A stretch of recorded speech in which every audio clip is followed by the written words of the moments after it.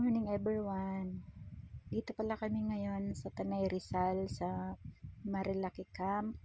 Kami po ay magka-camping ng asawa ko. Recommended to guys sa mga big family, sa mga magbabarkada or magjowa, mag-couple. Ganda dito guys kasi sobrang tahimik.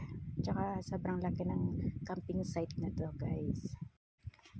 Linis yung CR dito guys kasi bawal ipasok yung kinila sa loob, kaya maganda yung CR dito, malinis, lamig ng tubig dito guys. Tsaka meron ditong hugasan ng mga lulutuin nyo, hugasan ng isda, karne, gulay, hugasan ng plato. Yan, 3 lababo. Sobrang lakas ng hangin dito guys, grabe, ang lamig ng hangin, ang sarap, lalo na pag umaga. Ang sarap magkape. Guys, madaming puno, malilim, tahimik yung lugar. Lalo na pag sa gabi kasi 10 PM pa lang, quiet time na. Mas marami dito guys yung mga naka 4 wheels. Sobrang ganda dito. Sobrang lawak ng camping site na to guys.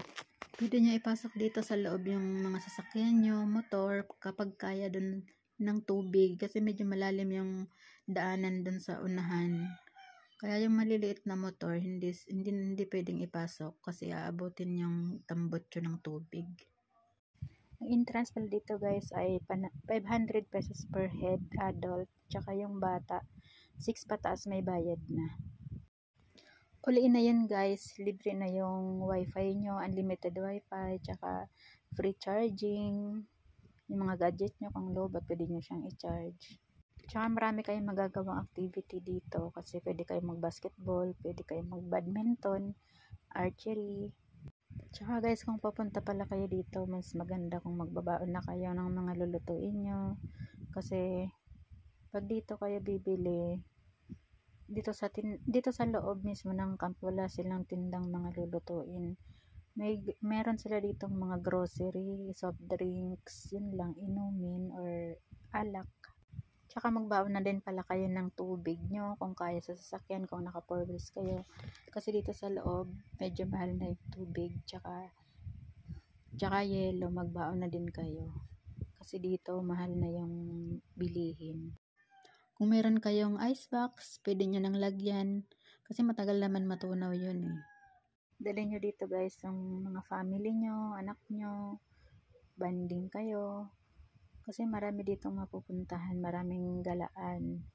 Katulad dito, meron ditong falls. 15 minutes walk daw, sabi ni kuya. Papunta din sa bundok na yun. Tsaka nga pala guys, magbaon na din pala kayo ng kape. Kasi pagdating nyo dito, talagang mapapakape kayo. Kasi sobrang lakas ng hangin dito guys, lalo na pag sa hapon at umaga, naku, napakalamig, napakaginaw ng hangin.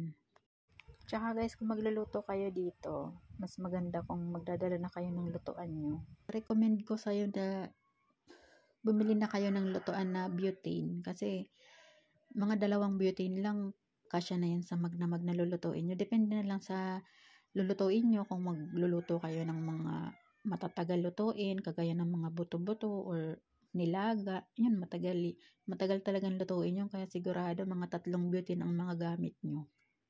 Ito pala guys yung tindahan, tsaka dito din yung information, dito sila naglilista. Ito yung charging station guys, dito po kayo magcha-charge. At meron na din ditong tindahan, meron na ditong sari-sari store, may mga soft drinks dyan, chicheria, yun. Kausap ko pala dito si kuya, tinatanong ko kung libre ba yung bata. 5 pababa pala ay wala nang bayad yung bata.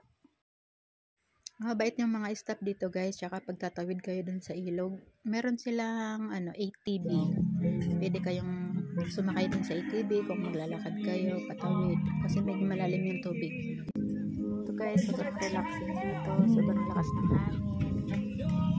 Yung papunta dun sa ilog guys. Tsaka napakaganda ng tanawin dito, sobrang. Pwede din kayong mag video okay, basta hanggang 10 PM lang. Pwede kayong magkantahan. Hindi pa naluluto ang tulak.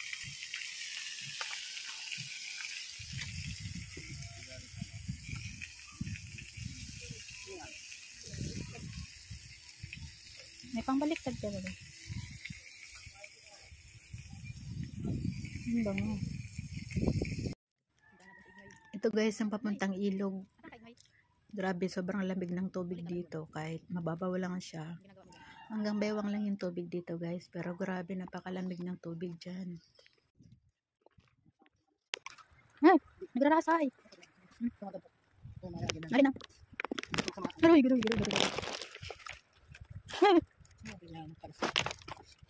Okay, karikas na Noy.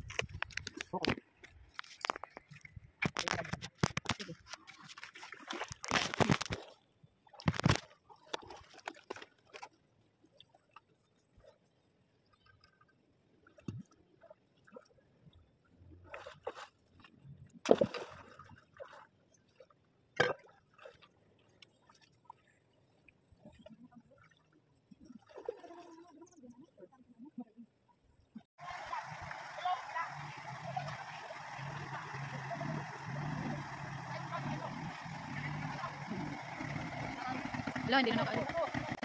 Pala guys, yung dadaanan nyo, medyo malalim ang tubig dito. Kaya kailangan nyo itulak kayo ng yan na po. Thank you for watching.